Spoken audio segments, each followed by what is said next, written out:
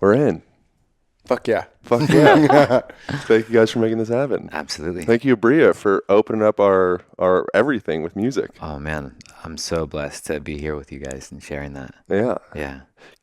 So we just talked about, we were talking about how music kind of opens up channels and opens us up to different thoughts and feelings and ideas. Can we kind of start Absolutely. with that? I love that idea. Yes. I just wanted to tune in and acknowledge this space and what we're all doing here in creating room for us to feel and connect and breathe into that for a few breaths, if that's cool. Mm-hmm. Mm-hmm. Yeah. In.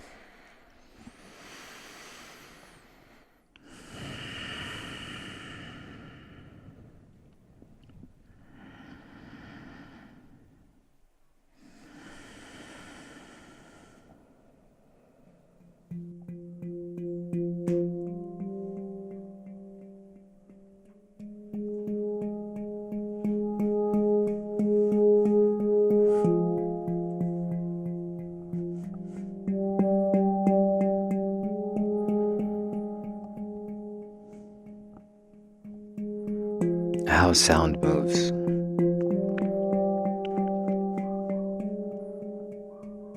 How sound travels.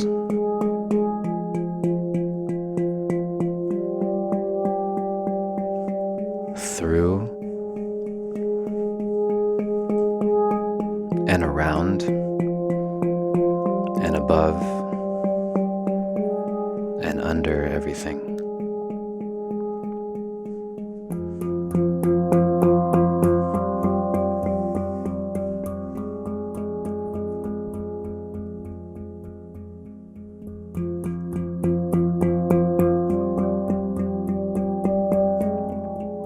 Codes of information.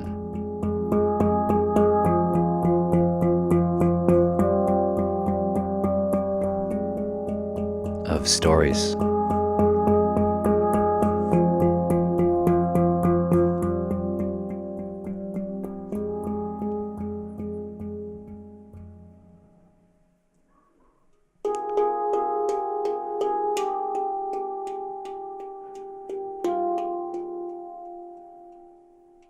So how do we move our sound? Or how do we move our energy?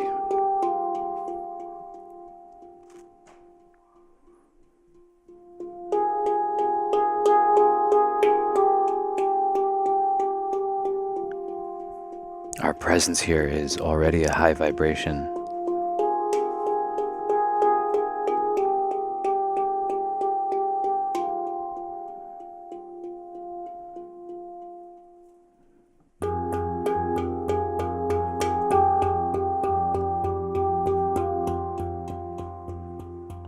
Are we okay with remembering that?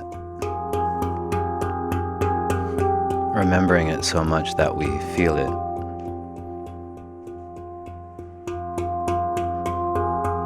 Just the vibration alone is the medicine.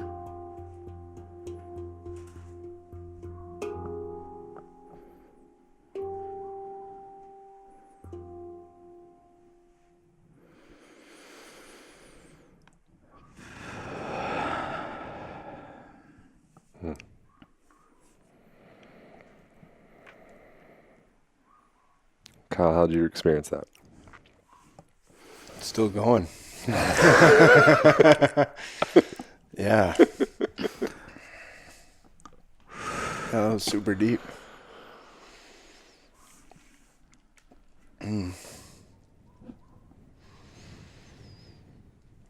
It's a special thing. I mean, it's like anything, like when Ted Decker talks about, you can talk about an avocado, what it looks like, what it tastes like, the consistency of it, the thickness of it, the wetness of it, but until you eat one, you don't know the avocado, right?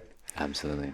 And you can listen to, I think I was just talking with Cal last night about how beautiful music is, and it's beautiful when we listen to our favorite albums or any of these things, you know, and the Music for Mushrooms album from East Forest, which is incredible. But the live music in real time. In real time. It's just a completely different experience because you can experience so much range and so much depth and vibration, and it is literally singing to you, you know? It's there's nothing like it.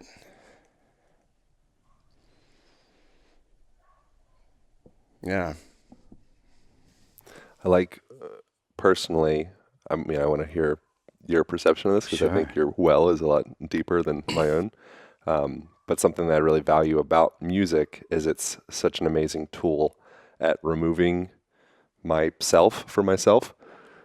You know, because I think we have access to everything that we need below all of these ideas of who we think we are and what we think we're supposed to be doing. There's this inner wisdom that sometimes is kind of like a whisper that wants to speak. And I feel like moments like that, where I come in with kind of more like my ego mind and intellectual mind of like, tell us about the neuroscience of sound. And you're like, boof, we're like, oh, okay. Okay. Yeah. Yeah. Well, consider it like this. Oh. Like, it's all about the sound that we're putting out. So even the silence in between has so much information. Yeah.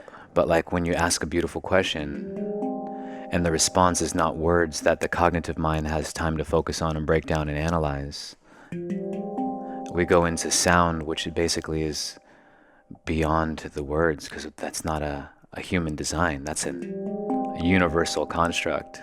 You know, it's a universal law of how sound moves and creates and emanates images to be in this holographic reality. Like what we're seeing right now, we just think that's a piece of beautiful slab of wood, but it's vibrating at such high frequencies, it's just like actually there. You know, we can go so deep with breaking it into that micro just to get a little mental idea, like a personality like idea. It's like, oh, I got that, you know. But it's really like, it's more simple. It's a feeling, like you were saying. It's like, how you're like, oh, you felt that energy. And it wasn't word spoken. You can word speak on top of it. And you start getting this like, what? What's the story about?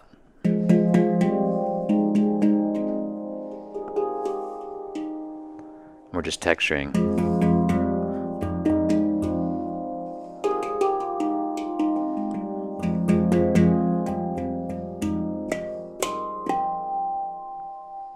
And if you can move sound like that, just in your thoughts, if you have enough energy to vibrate a thought in through the mind space, that vibration can literally shake and move us in truth bumps to fear, to whatever, and then we've actualized it into this dimension. If we cry or if we laugh about it, a thought, that's a vibration moving through our mind space. Eventually, you know, you can look at it as through nerves and images, but it's a felt thing. So the whole style of using sound as a tool, like imagine if we didn't have spoken language. So our personalities couldn't get too tied in as we've been programmed to this point in time. And we use our sounds and our gestures and our body language. If we really didn't want to hurt anyone's feelings, we wouldn't use certain words that someone could look at or feel it's like, you know, harmful to them. And now we just use sound. We could just both hop on this one, for example. And then Kyle's on another C sharp. And we'll just start off with just texture on the top note. You know, like you both know a bit of the structure, but you can touch it just by muting it. Or you can start, you know, actually tapping it to allow more sound to come out. And you notice that like the harder you hit or the faster that movement, the volume can turn up or turn down. Yep. So just explore, like what's your level 0 would be like not even touching it. That would be like this. But there's still energy going towards it, right? Yep. But now if we were to put 1, it's almost like you're just touching it, not really. Yep. 2. Right now we're holding hand pans. Right. We're just holding. We should let people know. These are hand pans. We're not touching each other yet. That's the activation right there. And then you start increasing the volume, which is meaning how much energy you're putting into the instrument, which is moving through you, Yeah. through the mind, into the body, Yeah. out to this source. and I'm just turning it up a little bit louder. And then I'll find a point where I'm kind of at my max. It might not reach 10 per se, but you can hear a nice clean sound, and it's not slappy, it's not going out of range, it's controlled. Yeah. And you can explore, say, outside some notes.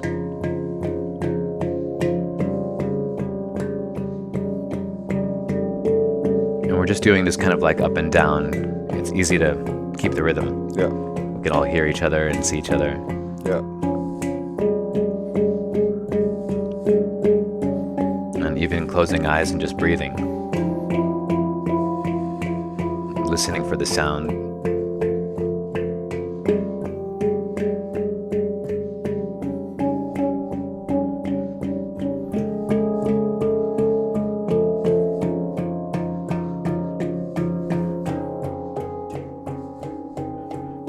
Turning the volume down a little bit.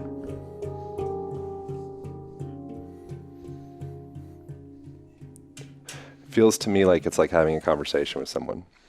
Absolutely. Not even Yeah. the music itself. Like music, we're clearly speaking to each other through sound, which is what we're doing with our voices and body language and all that in general. Yeah. But the metaphor of how softly I connect with someone versus, Yes. maybe it's not words Absolutely. yet. Maybe words would kind of, it would spoil the whole moment. So I'm just kind of tapping just above, and then like, okay. Oh, And then that conversation's felt, or that word or sound just comes over to Kyle, and he goes, what would be the response to like one strike? yeah. So now he's giving you some feedback, right? He's like responding and then adding. And then it's just this texturing of, like finding different sounds that you like, the volume that you want it at, the rate in which you're moving into it. And that's the conversation with yourself. So it's not like we're sitting here playing handpans. The reality is the handpans are playing us as we're instruments too. So the meeting of both is this chat we've had of like, wow, we go in with medicine, with breathing, with water, with elements like sun, and all of a sudden we're activating ourselves in like this really epic way. Yeah. And we're just really feeling the moment, feeling one another, feeling all the energies kind of thing. I wonder what it is about sound in ceremonies of all sorts that makes it such a powerful catalyst for change. That's a great question. What do you feel on that, Kyle? Well, I think it's just like you were talking about when we get into the pan, and what Aaron was alluding to right in the opening is we're getting out of our heads and into our hearts. So if we can shut the monkey mind off and feel, that's a different level of awareness. Right. And fill in the blank on any medicine substance that can get us there, whether that's breath, fasting for extended periods of time, the darkness, which Abria just did, flotation tanks are any of my favorites among the plants. They can tend, if you have enough, to break you out of your mind and into your heart. And the sound is hitting on a level that's so much deeper than what we can put words around. It's felt. It's known with a capital K. Okay. And in combination, then it's really, really special. I mean, they're all special. But I mean, at my most profound ceremonies and medicine work has always included sound. It's never been, without it. It's always been in With an combination activation with of sound. music and song. So you're wrapping right into my experience of sitting ceremony in Maui for the first time and being provided the medicine just by myself and going into this little cottage ohana space for an evening of full activation by myself with no sound. I didn't know how to play any instruments at that point. But what I found later in the evening was I grabbed a bottle that had water in it, and the top, I was tapping it, and I was tapping it like a drum. It was just channeling through. And then I braided my hair in two different sides. I'm like, seriously, you want me to do this right now? I'm like, all right, I'll do it. And my hair was like not as long as it is now, but it was like down to like here in two braids. And I took a picture of myself in that state. And it was just to like isolate that memory of going into this full acknowledgement. I'm like, I'm not the body. I'm not anything. I'm just this vibration that's, moving me to do this and put my hair here. And then I purge. And then it's like, all these different ways of like moving sound, moving energy. And it's not one being worse than the other. It's like the darkness, like that invitation is so empowering for the light as well. And it's kind of like the instruments, like you can play something very emotional and deep.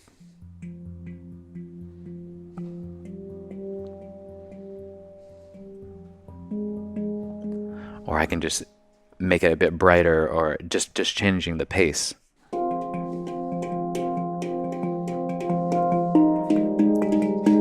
What does that do for your face? Yeah.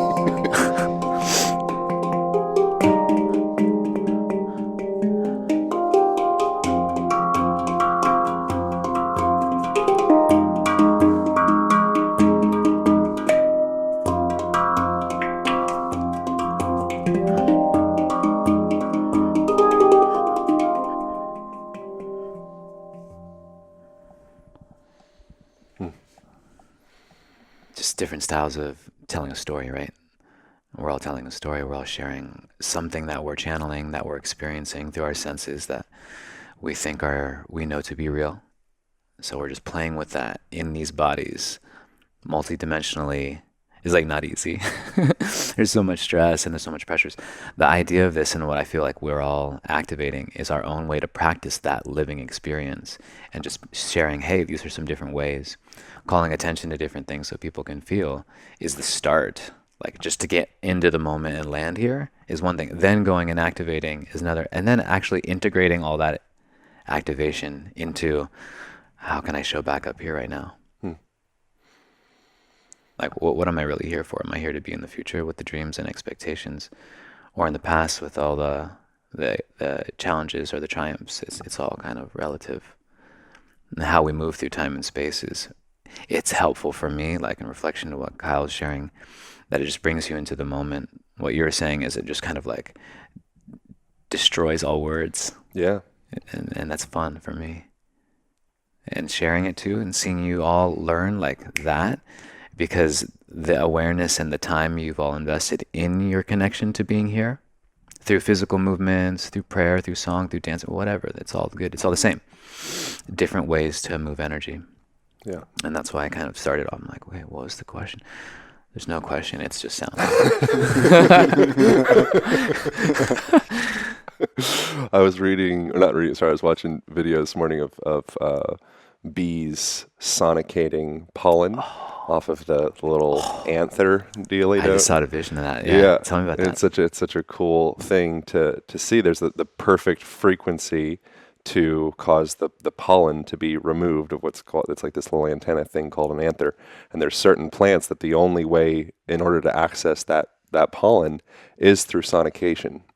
And so if you come in with the perfect hertz frequency, it just, it's like surrender. The pollen just pours out. It just shoots, it busts up that pollen load. You know, and it's like, it's so funny watching that. I'm like, that's literally what we do in business relationships. Yes. That's what we do in, very literal, or a sexual perspective. Absolutely. You know, it's like, do you have the right frequency in order to cause the pollen to, you know, and if you don't, there's certain people when they come into the room, everyone just kind of like, they're like, oh, it's wrong frequency. Right. You can feel that's an energetic, vibrational frequency thing. That's like Tesla style, you know, that whole, you know, what are these different waves of energy that are able to hit us that we cannot see, but we can feel? Yeah. That's like that natural or our instinctual auric field that goes beyond our physical body, like what we know right here in the container. You can see someone or feel someone from far away, or you can see someone from not just far, but like on the other side of the world. And you're like, wow, I was just thinking of you or feeling you. And then there's these codes that we're transmitting through certain moments in time, through moments in our experience.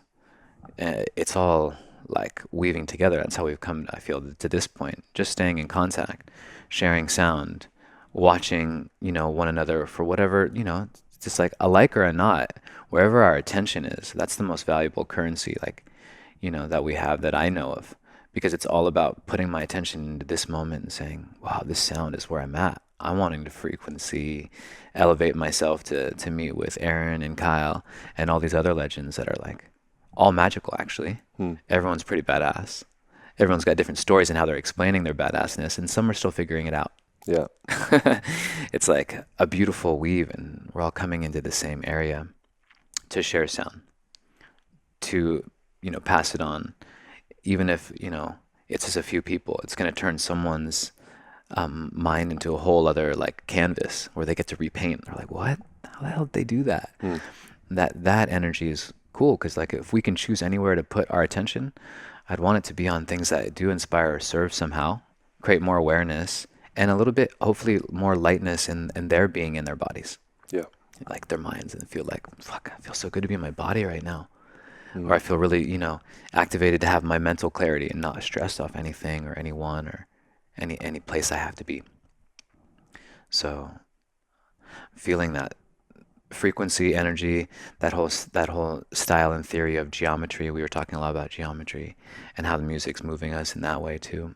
And I'm seeing just shapes, and I'm following the shapes based on what I'm visualizing, which is I can just picture a triangle and then do the triangle, or I could do it in a circle, the movements.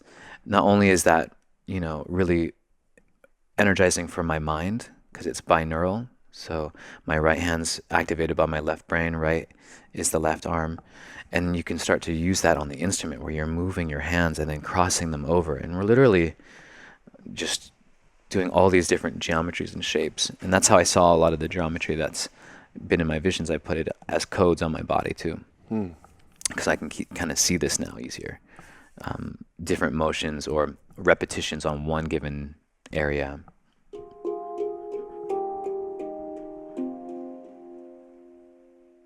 Just creating that little tension.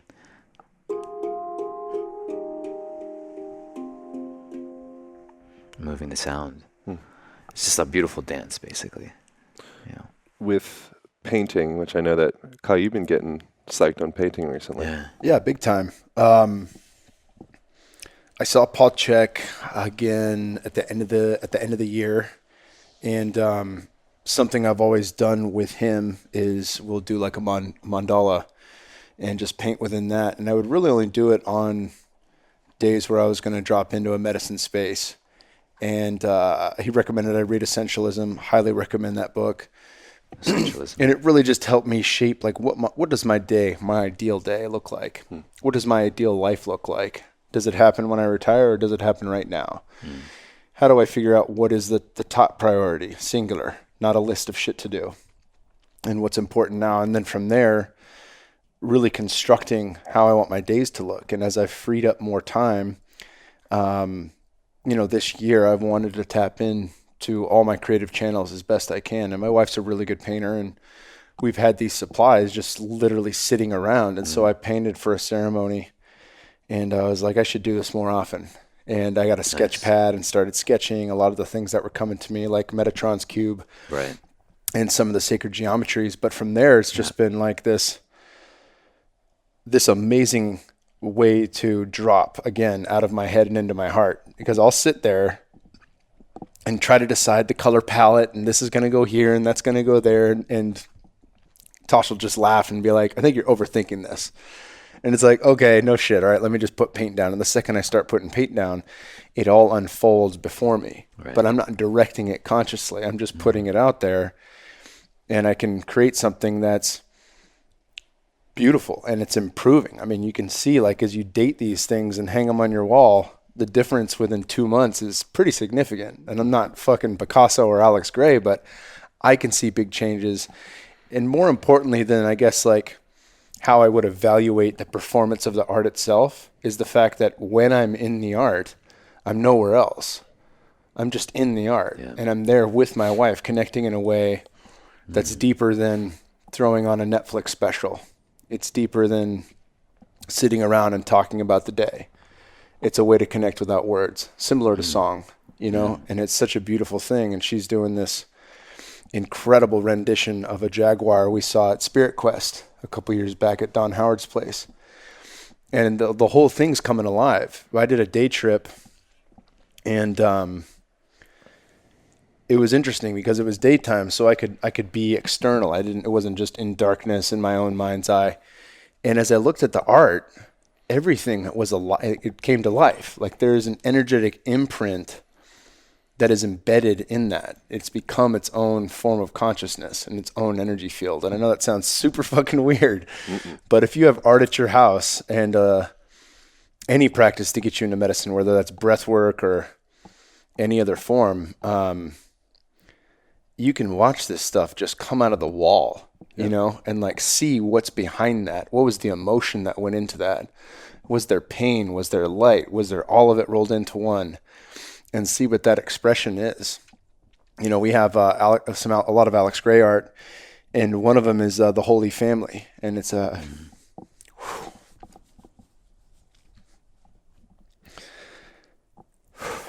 Man, I've been getting really emotional lately around family stuff because we have our baby girl on the way.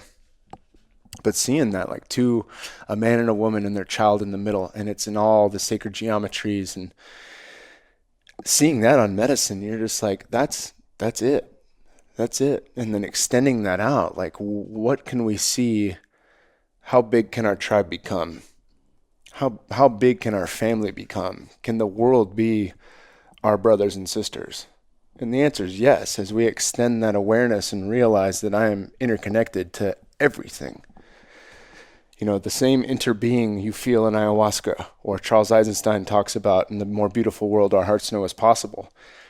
There's no separation from anything, no separation from source, no separation from any of us in this room. And like every way that I see that and connect to that and feel that lesson allows me to see God in all things.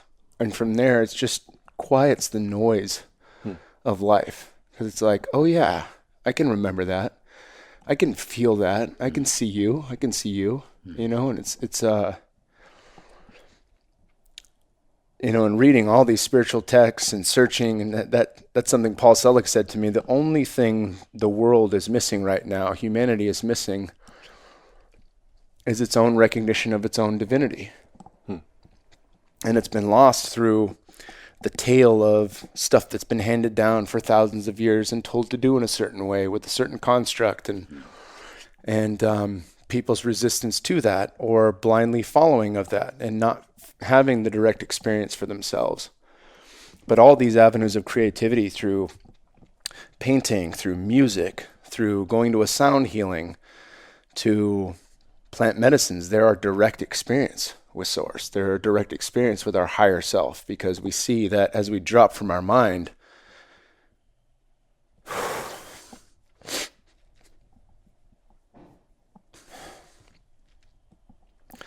all that peace and love and bliss, it's already there. It's always been there. Yes. It's just tuning into that, and it's all inside us. It's not external. You know, and we can't grab that outside of ourselves because it's fleeting, but inside it's always there if we tune in, tap into that. Beautiful. Yeah. Feel you, brother. That remembrance, that feeling, when you were speaking, I was feeling the memories of that energy is coming from within, not without. And it's like this beautiful blossoming, you know, flower idea, or this opening heart idea. And it's like, you know, there's certain moments for that to really go through and feel. And your experience with your family is the most profound in your existence as of right now that you know of. And everyone's also going through this. And that's our way kind of into one another, to be able to see from perspective each other's feelings and be embodied in other brothers and sisters and whoever we're drawing in or calling in, you know. And how big can the family be? It's totally limitless. It's beyond this planet, you know. We can keep going further, remembering more and feeling more. And I love the image of Alex Gray, because I can see that with the mama and papa and the babies in between, and all the electrical lines and all the geometry. And it's like, whew. The reason I brought up the painting is because I think it's essentially the same thing as creating sound. It's just sound in the form of color. There's saw they create a thing, who the they is, I don't know what the company is called, but for blind people that can't see color, they'll have glasses that they'll be able to see different oranges or reds or the color Oh, of a certain interesting. person's skin, and then they will translate those colors into sound that they have connected to their ear. And then when they're looking around, they're literally seeing the world in sound. Love this. And I think that we're continually doing that, whether we realize it or not. And the reason I mentioned the painting thing in the first place was you can see where people are blocked with certain developmental patterns based off of the way that they paint. Right. I think it's a similar thing with based off of the way that a person makes sound, obviously in the form of their voice and communication with the world and all that, but directly into playing a handpan, for example. Right. And I wonder how much psychological, emotional, spiritual development you can kind of haphazardly bump into just by starting to make these sounds. Absolutely. It feels like a bit of a clearing device, like a reflection, but also a way to express emotion and also just kind of get lost. Yeah. You know, without the structure, without knowing too much or doing too much fancy stuff. It's just kind of like just touching and connecting in a way that allows us to receive. You know, like I'm open to receive and feel, not just flash over something real quick, Right. but really delve into it as you would a lover, as you would a vision that you really dream to feel in your life as real, not just a dream. That's the dream it real, is that same vision. It's you have to see it so much that you feel it, so much that you become it. It's just a natural progression. We're going to do it either way. Right. But like, Yeah. that's what we do as creators, as divine gods and goddesses, whatever, men and women, we can label it differently. But the feeling with the instrument can remind us that same thing, going into these sound waves, getting into meditations, just using it for a visual yantra, like what you're sharing, seeing colors. And I can look at the shapes and I can look at the textures, and that yantra is my meditation. I'm looking at those shapes and seeing it, and to the point where I can close my eyes and I can still see it, but from my internal vision. And that's that, that mind's eye, C sharp we were talking about, root chakra, and it kind of just fires up to the brain, because the brain's that initial, especially if we're looking, that initial sense that we use to get feedback from. And then we put the sound or energy back into it, but based on what we hear and see. Like last night, we were flowing with Justin, and we were just crushing this epic jam session, laughing so hard, I kid you not, I could not open my eyes. I was crying, and I was laughing, keeled over, doing the most epic geometry still, while Justin was like, he LOLs. I can't laugh out loud. I'm like suffocating, Justin's sitting there, it's like, this is so much fun. And that's the feeling. We are in that happy state where you just feel that rush of beautiful hormonal energy that's just releasing these endorphins and these energy waves. Yeah. And now we're feeling it in the body. So we moved something from a silly moment into a fully activated sound ceremony. It wasn't just like jamming. Yeah. It wasn't for performance. It was a bit of a meditational prayer, enjoyment, like we were having fun at the same time, knowing that who gives a shit? How clearly can you see people's personality in the way that they make music? Within this instrument in particular? Or? Sure. Yeah. Is that something that you like? That's If what I see like postural patterns, I have all these stories of like, this means that and that. Oh yeah. Do you have anything of like, okay, I can You're see. such a nerd. You're so good. You're so aware of all that stuff. That's cool. To be honest, it's not too much. It'd be my own analysis based on my mind thinking that I know like things. But overall, yeah, you can tell who's shrugged shoulder and a little bit shy, and just relaxing their scapula and letting everything drop in, and then bringing the body back, to where they feel comfortable. I can see maybe that person's a little bit, tense or shy and trying to hide themselves in their little, bodies. And then watching them, and I'll just tell them based on even Kyle, we set up with a nice seat, so just give him a little bit of lift over the instrument. Right. And that one bit of degree or whatever amount to get a better visual and ergonomic position shows a lot of the person's awareness of body posture. Yeah, but I mean And the way that they make sound within it? itself. Yeah, minus the posture. I'm just using that as like Oh, a okay, way of yeah. like the actual when you see somebody playing or see somebody playing in a group. If someone maybe is like, oh, that person just is always overpowering, or that Okay, person is always yes. really quiet, doesn't really want to be heard, or that person is Oh, they dude. play the same rhythm over and over again. Or Like that person is very consistency. sporadic. Right, right. Do you see any consistencies with the way Oh, that they operate totally. in life? Absolutely. Yeah, the playing style, if you're a composer and you're composing a certain track or a song, you probably have more of a tendency to have that similar style personality often. Yeah. You stay consistent with your flows. If you're traveling, you can go into sporadic, but also, still composed. It just depends on that person's experience, I suppose. Hmm. Yeah. Within playing the instrument. Because I've only been playing for 5 years, but it's a lot of time, but it's still newer to 20 years of it being out Yeah. and available for people to play. So I would say for sure people's personalities are very similar to their style of playing. Maybe a bit more Celtic, but depends on where they live, what they're influenced by with music and sound.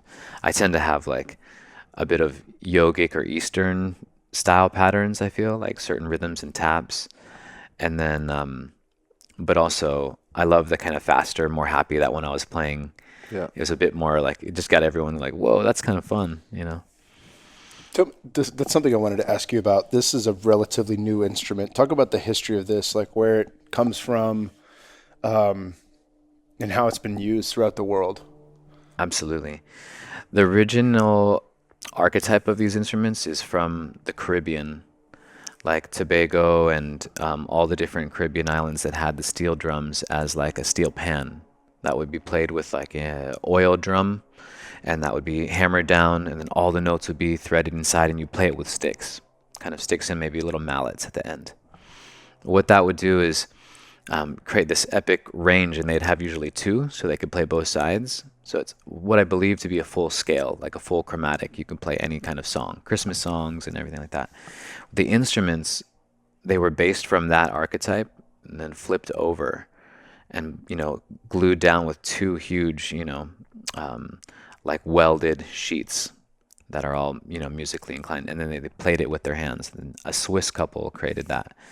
And that company then built what's called the hung. And the hung is an instrument that's branded from that particular company, Pan Art. Is it well? Is it well? I was thinking it. Still? Well hung. Well hung, yeah. Yeah. That's the style. Come on, nobody else? Nobody else? I was screaming it inside my mind. I know, totally. I can't. My mind's And the hung strange is place. the hung is that's like it's the hung. The hung is the hand. It's like the connection to someone because it's built by hand and tuned by hand and played by hand. So they would call this in the Swiss dialect, like Bern, Switzerland. It's called the hung in that it's made in that way. But now the typical or the more common name is handpan or pantum. And handpan is like just common. It's a hand on a pan, steel pan. Yeah. So within all the instruments now, builders all around the world are building different instruments. And we have friends from all over the world that build epic instruments. And now we're just like playing, training, like doing workshops with them and starting to build our own in Hawaii. I wondered for a person that doesn't have access to a handpan or a flute or whatever, is there some way to be leveraging sound in a more meaningful way in one's daily life right now, like listening to this in a car? Absolutely. I mean, it's just time to put these more kind of non-verbal songs, just really ambient sounds. It could be just simple movements, driving to work, cleaning the house, just laying down and just resting for a little while in the sun, just having this like really beautiful harmonic sounds. I think what's nice about it is the harmony that it can create when they're well-tuned instruments and the feedback that they can give one another, especially if you're playing with another person. Now you're having conversations or energy exchanges without any words. It's kind of just like a flow. And the flow state feels good. It's like when we're in the divine moment, kind of like, oh, I'm here, I'm embodied, I'm in this music right now or this painting right now. Yeah. Yeah. What's inspiring for you with music presently? The limitless possibilities of patterns and shapes and geometry. That's my own personal. The service side of it for me is passing that on so other people have a little bit of inspiration too. If it can call somebody's attention to be in the moment, or when it does, it's really, really profound to help, you know, people practice meditation without having to like sit down and close their eyes and do this type of thing. Yeah. It's a different style of meditation, I believe. With I have to leave here soon, so this will be like closing to the end of my ability to ask questions. When you say geometry, what does that mean? Geometry for With me like in is relation to music, in relation to absolutely. Geometry for me within the instrument is all about how I see different shapes unfold within its actual visual map. So if I see the actual instrument, you know, and all the notes that go in the circle and so on and so forth, I'm seeing different angles of this instrument's, you know, notes and which ones I might want to touch in creating shapes. So if I'm just like choosing 3 in a triangle, just thinking pyramid kind of idea, Yeah. and then I'll choose a different set of 3, but maybe there's 2 that are still included. That should give a little bit of a different sound. So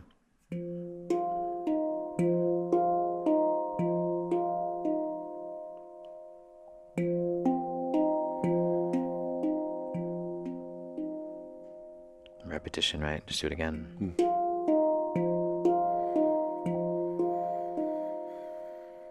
Letting sound move.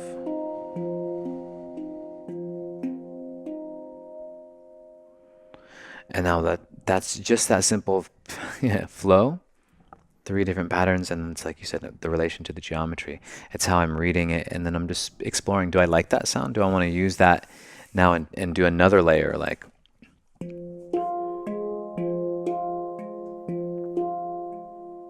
and back to another similar pattern.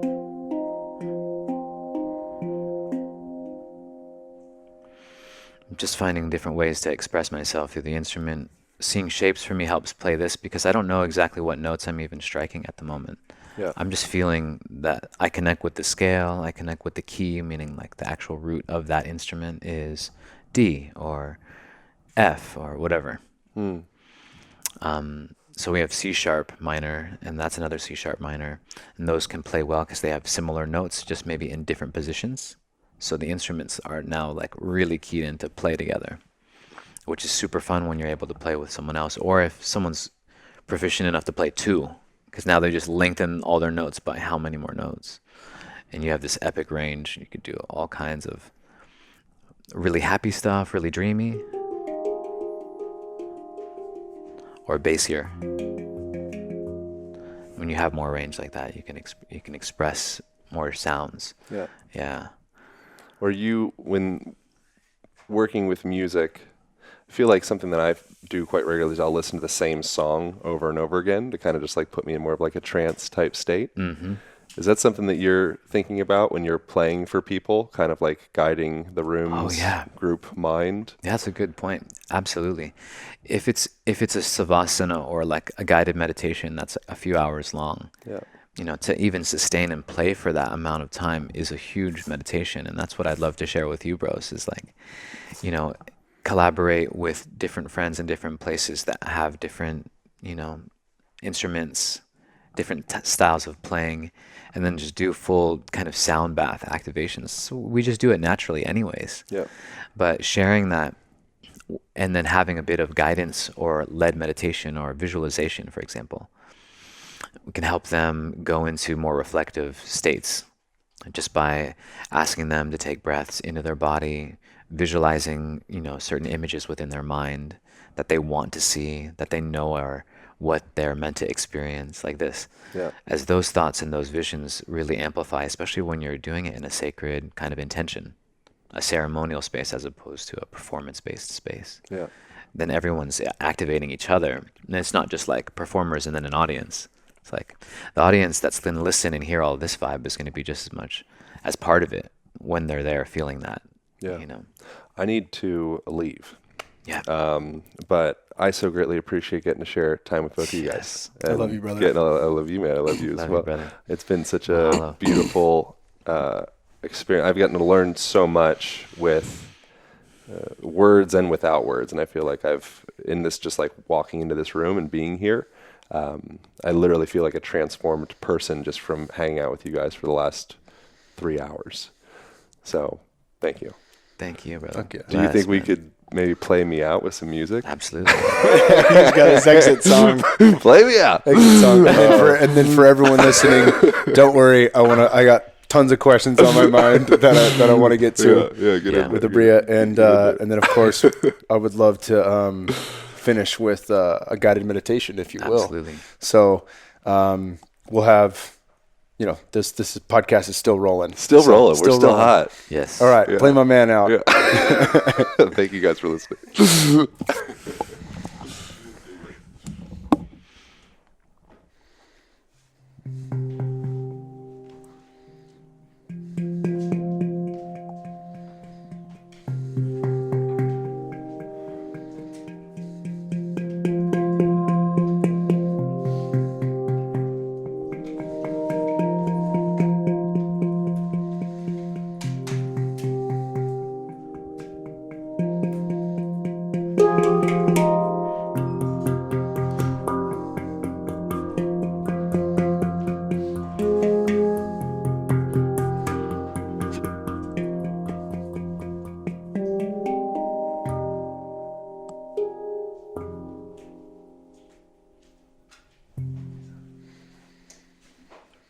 All right, let's dive right in. I always like to get background on people, find out, where they grew up, how you got into music, like what developed you into being drawn to all this. Yeah, man.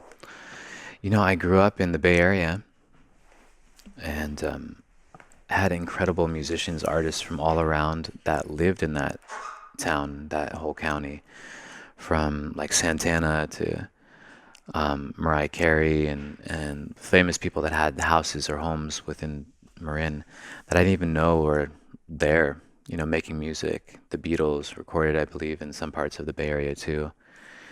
And most of it was like reggae music in high school, more like hip hop, and kind of dance hall, and then more Latin and stuff like that. But I'd never played an instrument before 5 years ago, so I was always keen and like loved music and loved rhythm and loved to dance. However, never played anything myself. So the first time I heard this instrument when I was traveling and living in Holland, I heard it in a huge kind of market space, and I followed the sound all the way down to where this guy was busking on the ground, and the sound was so epic, and it just really activated all of my emotions of something so familiar yet completely foreign to my knowing. It was like a different shape. I'd never heard anything that sounded like it. So, and that's kind of my sound journey. I've been teaching yoga for a long time as well, and with that, I've listened to so many epic tracks of, Indian style or more modern like dance music, and integrated into teaching yoga with the playlists that I make too. Yeah, that's something I always appreciate about doing yoga in a new spot is like, I wonder what they're going to play, Right. Especially if it's, if the teacher gets to choose. If the teacher gets to choose the playlist, you get to see almost like a part of their personality shine through. Absolutely. And how they want the arc of the class to go. Absolutely. And it sets the whole tone of like, if it's an emotional part of class, or if it's a more like getting on it type of like part of class where you're like really moving, or you're, kicking your legs up, or you're stretching in a certain way, as opposed to a more yin style at the end where you're just kind of adjusting to bring it back in. Beautiful, brother. Yeah. Well, I know you just did some serious world travels, Peru, Israel, and Egypt. Yes. I'd love for you to unpack those trips and talk about what you learned, what you absolutely. did, what you gained. Absolutely. Well, the intention for that journey, that quest, was all about where I can be in most service, where I can be in most receptivity, like energy-wise, so I could also learn. And then being in a space where I can also maybe activate communities or people or friends or brothers or sisters that are on their journey or quest too. And that's a kind of a mutual thing. Like we're going to all learn from one another, but the collaboration, I guess, is what I'm getting to, is the connecting to and then activating together and seeing what our vibes are in those certain, whether it's instruments or conversation, whatever. And so the first journey into Peru was so profound. I've never been to South America. And what they're doing there, even now today, with still integrating and activating medicines to help them feel and heal, is such a commendable thing, because most people won't go and reach out for it and like go on the quest because it's comfortable where we are. Or we're kind of stuck in the story or whatever that that thing might be. So that's what I really got out of visiting Peru, just the community. Now the energy of the land had a whole other story. Just being on the land was so activating, eating the food from the land, rolling and flowing through different parts of sacred sites, in, for example, Cusco, all the way into Machu Picchu, standing on immense, powerful points on the planet, and just like realizing that the people there, the energies, whoever, activated these spaces, that energy is literally still there, and people can tune into it if they're keen on that, either through sound or through just prayer, like sitting down and breathing. And in the flow from there, after a month or so in Peru, the journey went to Israel, which I've been to before, and visited some brothers there. And one of the brothers that builds the handpan that I play, and it's called a Yeshama. And that whole land so activated, and going to the Dead Sea and then Jerusalem and Tel Aviv. It's kind of the thread that I was in and around. Each of the sites using similar technologies of construction, of sound spaces, basically how an auditorium would be in order to speak and have no microphones, right? And allowing for the light to move through in a certain way. The air will move through in different ways. It's all thought out. And different spaces for prayer, obviously, they're PowerPoints and why they built a temple in a certain location. So Israel was really, especially because I'm so familiar and I love the energy there, intense, but also still like very comfortable, familiar, kind of Western style, but very like Eastern traditions, which is beautiful to see. And then flowing over to Egypt was the tail end of the trip. Over about 2 weeks time of exploring different temples, playing the instruments in different spaces that we could, because usually they'll stop you in every location. And I could share a little bit about that, what I think that's for, but just in general, just going out there and exploring Egypt, the temples, the sacred sites that were literally alchemic PowerPoints and very intentional grids and meridians of how the buildings were set to the body and spirit, and the cycle and connection and acceptance of death, to come to this afterlife experience. And because of all that mystical kind of storytelling, it intrigues me to just feel it, and then I'll interpret it my own way, of course. But so that was a 3-month journey, playing the handpan, teaching yoga, speaking and guiding these kind of meditative sound ceremonies, and just reminding people to dream it real and to put their vision into play now with whatever resources of their mind they can fathom. And that's where we're at now. And that's the last trip in LA to link up with you and keep the sound moving and share some different vibes. Yeah. That's so cool. What an incredible 3-month journey. I think the longest I've been gone was I spent a month in South America. I did a week in Peru, a week in Colombia, a week in Costa Rica, and a week in Panama. And that was an incredible trip too. Didn't make it to Machu Picchu. Definitely someplace that, I would love to experience some of the different hotbeds of the planet Earth. And, for something closer to home, for people that are still on the fence about the energy of the Earth and things like that, like, first of all, we can back scientifically that the Schumann resonance exists. it's there. Yeah. And we can tap into that in different places on the planet, express energy fields at a rate that is palpable. And anywhere on the earth, you can tap into that feeling. It's not like you got to go to Machu Picchu to get there, but there are places where it is. I mean, I can't sleep in Sedona. I never can sleep there. I'll get tired, I'll lay in bed, but it's so charged, right? Yeah. And medicine in Sedona is even the breathwork practices, which is a medicine, with my girl Anahata, they're truly incredible. We've seen, groups of 55 people just crack wide open from breathwork alone. But I think about those things a lot, like getting into a place where not only am I vibrating differently and connecting to the earth in a different way, but experiencing the earth in a different way. And then through that, tapping into the people of that land, the culture, and not just the culture that's there now, but the ancestors and everyone who's come before us. Yes. Like all the wisdom that's held in the lineage. I love that. Rooting down and like really tuning in with that, even if that's just the reflection of, it's rare that we get to see so many elders in this time. And that's what I'm like feeling is like the ones that are here, especially, looking out and feeling them and sending love. So that's going to move to us at one point, and the energy that we pass down to the offspring that are now guardians of this planet and playing the music and doing the art and living their dreams, which is like still us going. It's magic. Yeah, brother. Well, talk a little bit about some of your, I'm curious, when were you first exposed to plant medicines or psychedelics or anything of that nature? Because, growing up in the Bay, I think people have this idea. How old are you? 39. Okay, I'm 37. People have this idea you're from the Bay, and it's like, it's California, and it's, there was the psychedelic 60s and flower power and 30,000 people at Golden Gate Park, and it's like, I know nothing of that.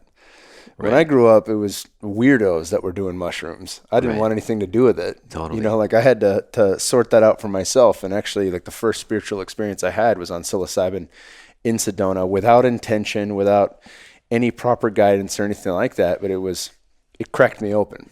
It was an activation for sure. Absolutely. And, circling back now, of course, we've got Johns Hopkins and Roland Griffiths and all these people out there that are verifying what's been known since the dawn of humanity, arguably, especially with psilocybin in the history of use among early hominids and what's speculated by the McKenna brothers. But all that to say,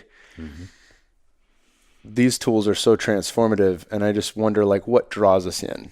People talk about the calling they have, and maybe you listen to this podcast or Abrias or Rogan's or somebody else's, and that's enough information for you to say to yourself, okay, I think I'm ready. I think I'm down. But I wonder, like, where was your calling into that? Yeah, it's a beautiful question, man, because in the Bay Area, we're highly influenced by that vibe of the hippies, and, Grateful Dead was definitely activated out there in Nicasio, which is also near Marin. It's like part of the edge of it. And it just naturally was around. Our parents would have things around, and we would just like tune into them, smoking pot or tapping into whatever. And for me, it was around 13 or around like junior high when with a brother, we went and did an epic acid trip. And just like, we're so young, our minds, and everything was so intense because the control, energy of all fears, in that younger type of time of life was so just a make-up story, like watching Freddy Krueger on movies or something, and like things that were kind of outside of us. But then you would feel maybe energy is also of the land, or what we're also processing too. And that trip was really challenging because I didn't know what it was going to be like. No one explained it. You just take it, and see what happens. Buckle up. Yeah, you just go for the ride. And, it was super strong. We were young too. So that was the first time. When it got into, more practices of medicine in regards to ayahuasca or San Pedro or things like that, that just happened on the flow of my travels and inner work of yoga. And in those locations, when they're Thailand or wherever, you meet these other people that are like medicine people or shamanic, actually, activated, and they just offer in those spaces, and I'm like open in the moment. So it wasn't like a huge plan, just knowing that like on those journeys, how to process it, how do I integrate this and have no guidance. It's just like you figure it out, or you have all the realizations, or I remember so much. I'm like, now I know what to do and I got to do it. And then life happens and, stuff just comes up again to distract our actually living our dreams, or knowing what our purpose is, and totally not leaving any space for anything else to happen but that. So that happened when I was, more in like my 20s, and visiting Hawaii and sitting ceremony there twice, and really learning about the land. I wanted to be, I am connected to the land because the land's calling me as a guardian energy there too. For myself, for my mother, for friends that, are ready to do this work and like show up for themselves. And creating an environment like, people can camp and live on the land and feel what that energy is like, and not wear shoes, and kind of flow to the waterfalls and then to the ocean, to the mountains, like still not wearing shoes. Yeah. Having things wrapped up, keeping our bodies in the right temperatures, but then also just shifting it. So the sound and the medicines have just reminded me of all these ways to activate our senses and feel. And as I went on and am now more seeking sound and seeking medicines, not in a way that I'm like asking around. It's just kind of coming as long Yeah, as you as get long as we connected. show up. Yeah, Yeah, that's yeah. something that's often talked about, that I think sounds a little out there to the uninitiated, but Hmm. like when you have the calling for Aya finds you. Yeah. And that's even if you can't make it to the Amazon. I've had a lot of people write me and say like, dude, you forgot what it was like to be one of us. You're rich now and all this shit. I'm like, no, man, I've lived check to check in the last year, and I'm working on that. But it is a big commitment to take 2 to 2.5 weeks out of your schedule, to take off work that long, and to have the finances to do that. I get it. But I mean, as Dennis McKenna says, on any given weekend, there's hundreds of ceremonies going on in LA and New York City alone, Yeah. in every major city, and it's all over the place. And I still recommend doing the pilgrimage, being in the land, connecting there. But for those who can't do that, my first 12 ceremonies with Aya were in California, and those were beautiful. Hmm. Not black belts guiding, but it didn't need to be. The medicine is the black belt itself. Right. And I think that it's just funny how that works out. It's like one more confirmation that everything is interconnected and everything is just drawn on lines. There's no empty space. There's nothing separating us, Right. and like how life just draws those things into you. And if we're aware enough, we say, oh, that's synchronicity. Right. But the truth is, it's all synchronistic. Every fucking experience. No doubt. That's just a labeling kind of thing of that moment in Yeah. time that we could say, oh, that was synchronous. Actually, that's exactly what you dreamed up, or are calling in or meant to experience with those people in that environment. Um, the tools that bring people together like that, that's what's intriguing for me in passing those tools on, so that I don't actually have to be there. That consciousness is already spread as soon as it's announced and shared to the thousands of people that are looking and listening and waiting for some other activation. Otherwise, where else would they send their or put their attention? You know what I mean? Like they're wanting to hear what's up next. And a way to channel that for anyone, for ourselves in abundance, both energetically, financially, spiritually, is like that's our service. We just keep doing what we do, bringing in the fire, and then like just staying hot, with our awareness, keeping our temperature up, and the rhythm even. Those are moments of ways to like feel, oh, this is the rhythm that I'm feeling, and I'm communicating with the person, or I'm playing on my own and doing my own little meditation. Like you said, like different medicines, like just showing up is also the medicine for yourself and for the medicine itself. Yeah. It's like it needs us too. It's like calling us as well to remember and practice. The instruments do that to me all the time. Like it's like, why am I feeling it? Oh, it wants me to go play too.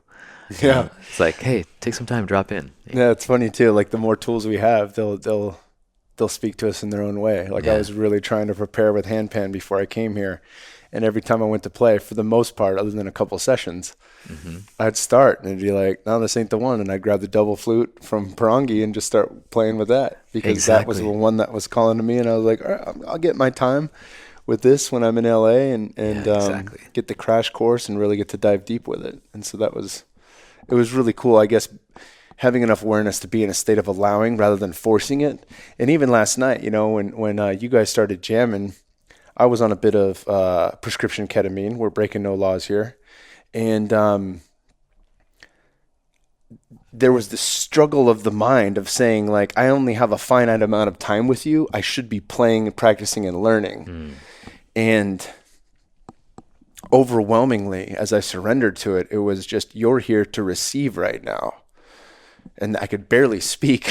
I just said, at one point, I was like, downloading.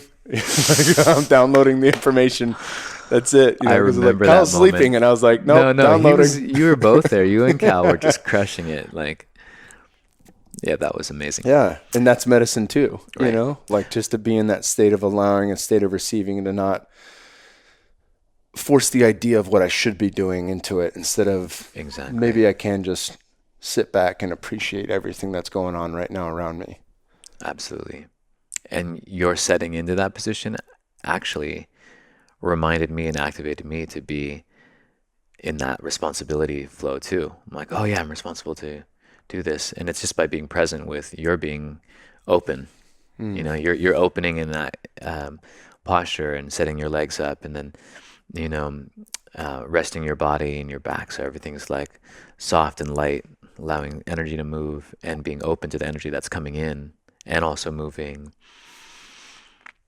with those medicines, whatever it is, breath, anything. With the sound is a very multidimensional experience without having to go and travel wherever across the Yeah. world. We can share this, at home or in, safe environments that people feel like super activated in. So that was like just natural last night, right? We didn't talk about anything. Yeah, unplanned. Yeah, Just just wound showed up. up. Yeah, wound up happening that way.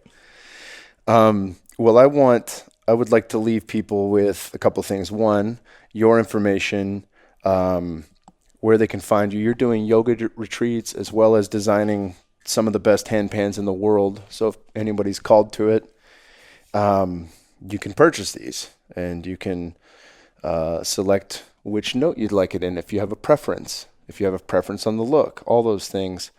So talk a bit about that, and then I want to leave everybody with a guided meditation if you're down. Yeah, let's do that for sure. Yeah, just to acknowledge, I mean, we're still in our company, Merkaba, it's all new instruments that we've only built so many from already, maybe like a half a dozen or so. But our friends that build are where we're also having sourced instruments from. So we want everyone to get them as soon as possible. If people are feeling instruments or wanting to play and like really get into a meditation. What we're offering also is the lessons and the styles of like being able to get into it. So once you have it, then it's like, what do you do? What would be the most like proficient way to connect to it and allow for free flow kind of vibes and still composition? That stuff is so much fun, because then it's like you just get into jams and just like go. Do you have videos, or is this all live? It's all live usually. Okay. The sound Cool. ceremonies that I offer are just Cool. it's So like people guided can link up with meditation. you when you're in the right town, and maybe they got a little ways to Exactly. travel, but not across the globe, or maybe they want to see the Exactly. globe, so they hit you in different In the places. flow. Yeah. Yeah, exactly. So Prana Force Yoga is my website. That's integrative of like other friends that are doing yoga or massage or art or dance, and it's a lifestyle business. A way of practicing and living your dreams is the kind of idea that blankets all the other things that we do. Nutrition and fasting and cleansing the body, music and sound ceremonies, and like kind of like jams where other people can bring instruments and just tune in. As long as things are in the same key, instruments are in the same key, you can flow.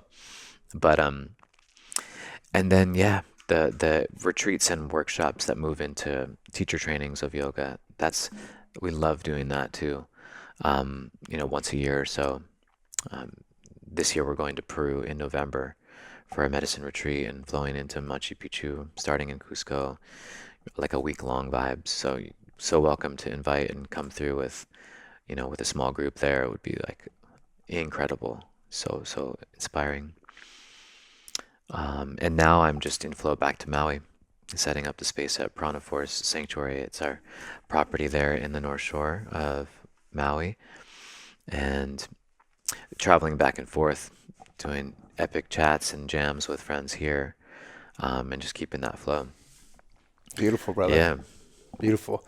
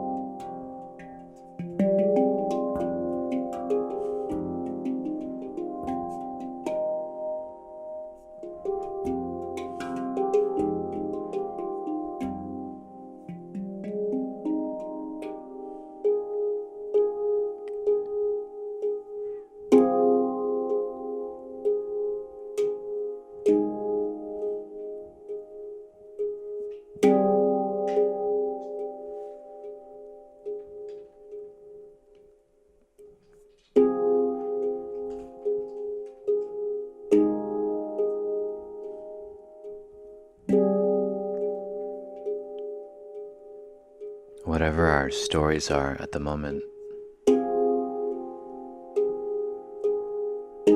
whatever's calling our attention,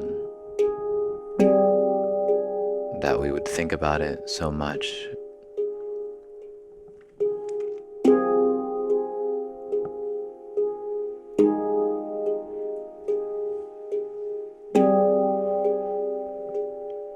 So that we could experience it.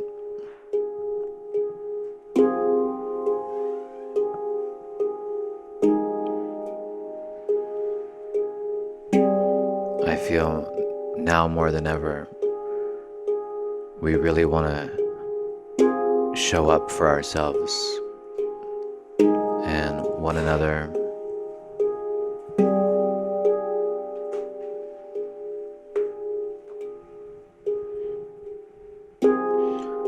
So how well can we see the visions of our reality? What would it require? What would it take? How clear would our vision need to be? And what we're imagining is that's how we amplify anything to involve us. We have to see it so much that we feel it and move into that embodiment of.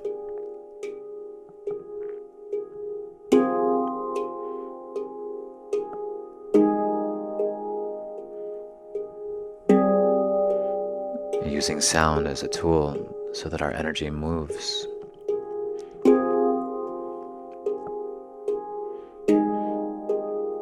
With just the right intention, just the right amount of force.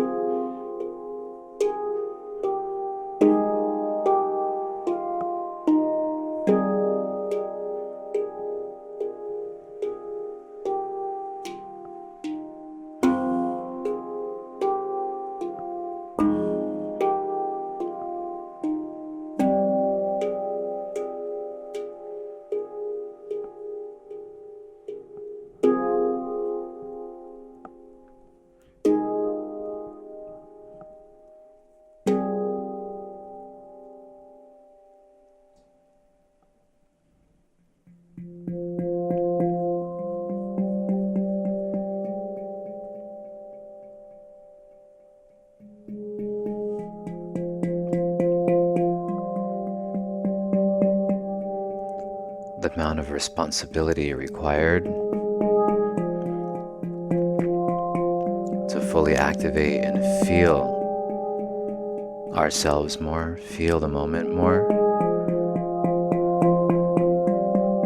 would mean we'd have to risk our story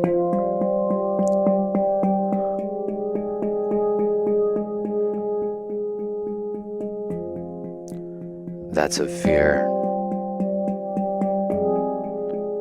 the story that's of our being unworthy.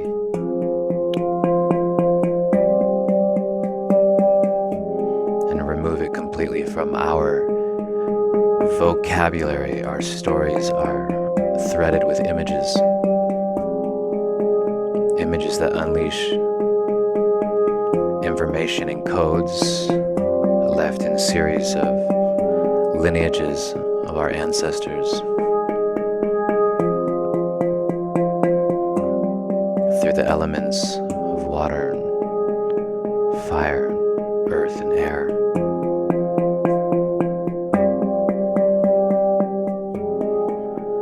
And the fifth element releases within us. We see more clearly because we are clarity. We are sound infinitely, seamless, moving through the sea. Everything activated, breath stimulated.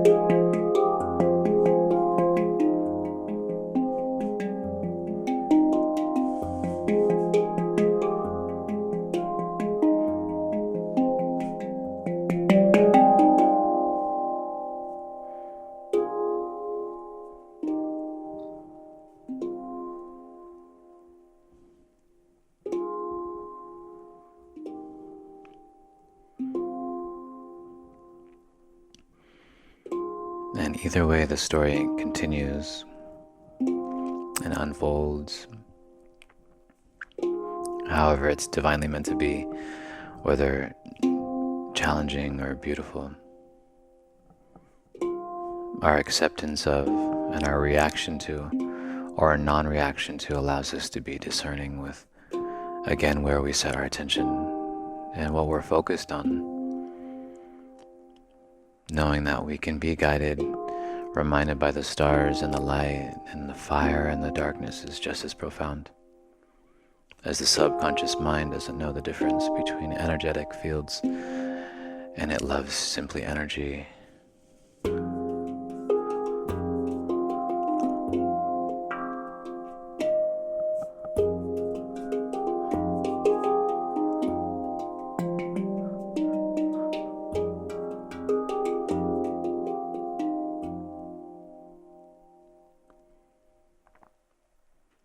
So what we do now is the most important. What we can do in the moment. Changing our mind to see what we need to see, to focus on what we need to focus on by being present. And allowing things to stir us, that's okay. We're just watching this whole story anyways.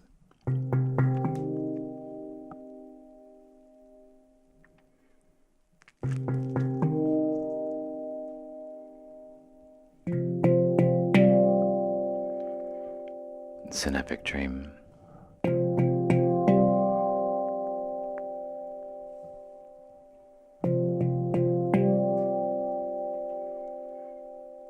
Blessed to feel. And how can we pass that on? By living it. Is by simply living it. It's how we say things and announce them aloud, isn't it? Questions, or are these just statements? Are you invoking something, yeah? Well, as royal, divine, sovereign beings, I feel we deserve that opportunity, especially if we're here and present to take on the responsibilities of that. Because that's so much powerful experience squeezed into one feeling. And that's how sound moves us to feel so much and not hold on to it. Because we cannot contain that sound or that resonant frequency forever. Or can we?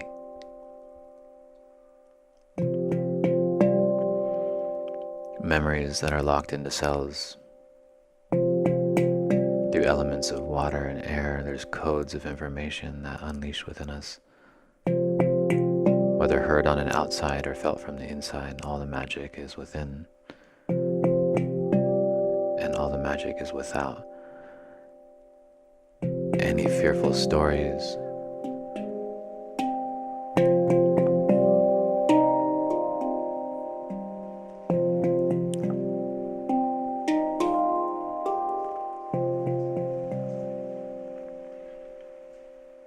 And we can hear the wind move.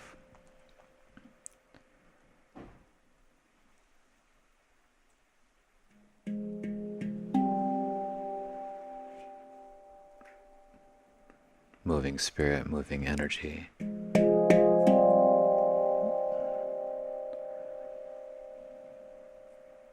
But what is the wind? And what is the air that's moving around? It's incredible amounts of free energy.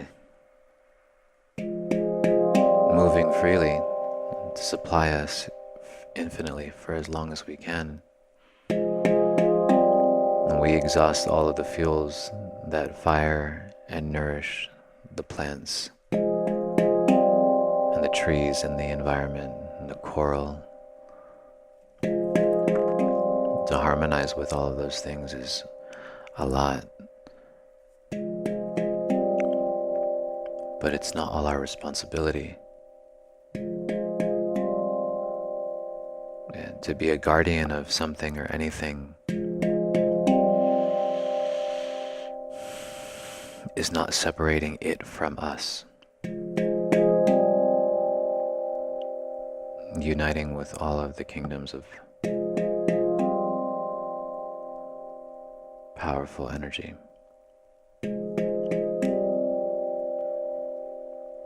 Breathing in just as much as you know you have to breathe out.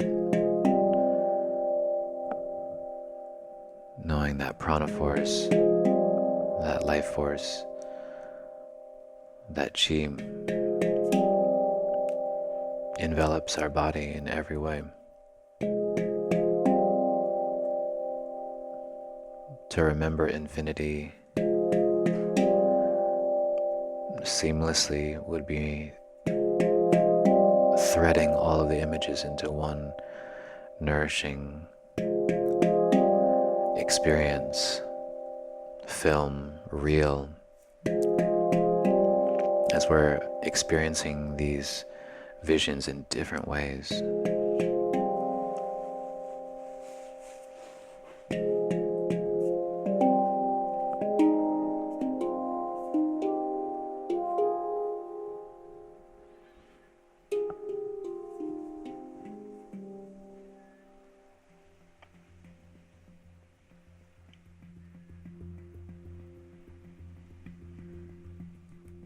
So the integration is the next phase, when we see something and have the vision, and weaving that into our daily life. What are our rituals, our practices, our ceremonies that help us feel, connect us to spirit, energize our bodies, our minds, and our physical wellness? Leveraging tools, medicines, breath works, body movements, love making, whatever the initiation to the mysteries, bless it, breathe it, be it. And so it is. Practicing as best we can by living it ourselves, seeing it in one another in reflection, acknowledges that our work that we are doing individually is not alone. And grateful for that energy it's inspiring me to breathe and be in creativity and destroy just as much as we rebuild. This is our moment, as time is illusionary,